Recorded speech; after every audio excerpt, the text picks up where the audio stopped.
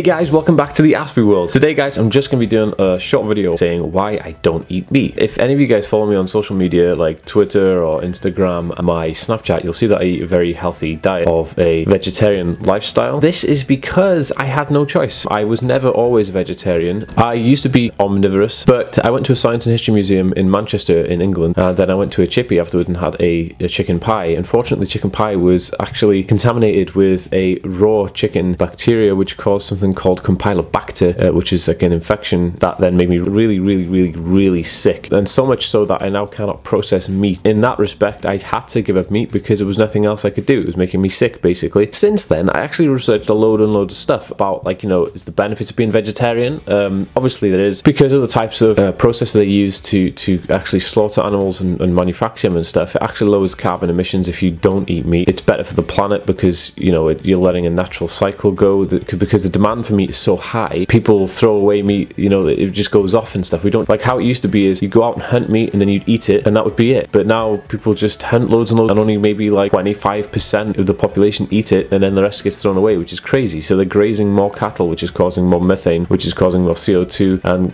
greenhouse gases, and it's just a big old mess. I'm not like pro-vegetarian, I won't force anybody to be vegetarian, but I do know some bodily health facts about being a vegetarian. I watched a documentary about a study that they did between Japan and America back when the populations were almost an equal size. What happened is they took a snapshot of cancers in Japan and the cancers in the United States of America, and they found out that in Japan for that 1 year there was 18 cases of colon cancer within the population of Japan. So 18 cases out of the whole of the country. Now when they did the snapshot of America, which was the same size and population at the time, they realized there was 21,000 cases of colon cancer versus just 18, and they couldn't work out why. And then they realized that the meat intake of an average person in Japan was far less than someone in America. So in the United States of America, a week someone would probably eat a whole chicken to themselves, but in Japan a week they'd probably have about this much.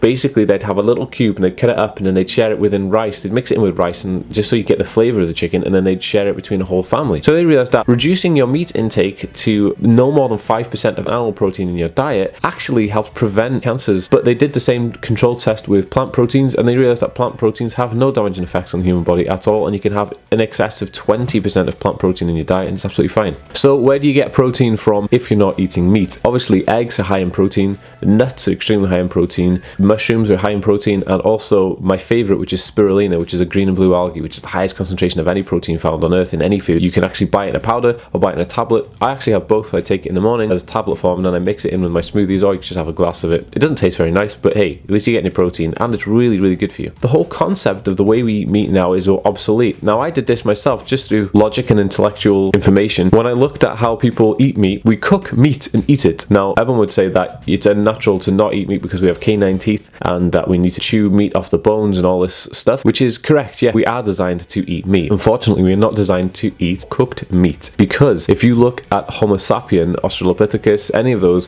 older versions of hominids, we never ever cooked our meat, because cooking, if you think about it, is an unnatural process. How many other animals cook their food? I don't even think I can really think of any that actually purposely light a fire, put their food in it, wait till it's cooked, take it out. Now this is quite interesting, because when we consume raw meat, there is a different level of protein intake, and it hasn't metabolized to an unstable state. When you actually cook meat, parts have become unstable, especially if you're barbecuing meat. If you're barbecuing meat and it gets to a charcoal, if you like burn your chicken or burgers, then that black burnt bit is very carcinogenic, which means that it could cause cancer. Now to me, I would say if everyone was eating raw meat, I don't think we'd have as much cancers as we have today. But since we're cooking meat and we're having far too much of it, I think that's where the answer is. And of course, when we were hunter-gatherers, we were like eating raw meat, maybe one chicken between like 20 people, and then not even had any meat for over a month, and just living off plants and seeds and nuts, which is crazy to think about, but it's how they did it, you know. And it's kind of like, if we go back to how our bodies were designed, then maybe we'll live a little longer, because you can't hide from the fact that cancers have definitely increased, and the big ones are like liver cancer, bowel cancer, stomach cancers, colon cancers, pesticide related cancers, which are like, if you're feeding cow GMO food, then you're going to become what you are, because at the end of the day we are what we eat. Now if we're eating 100% genetically modified food, then we are going to become 100% genetically modified, and that's no exaggeration. As a scientist, I will tell you that the proteins that make up our body are taken from amino acids that make alpha helixes, which then form proteins, and those proteins become what you see, like my face and my eyes is a formation of a protein. So when those proteins proteins come together, if they're genetically modified, then after a year of eating GMO food, you will become 100% genetically modified, which really scares the living daylights out of me. So I only eat organic food. If you're gonna eat meat, please just eat organic meat. I only have organic eggs and organic yogurt. That is the only animal protein that I actually do consume. I have very little of it because obviously I only have eggs and yogurt,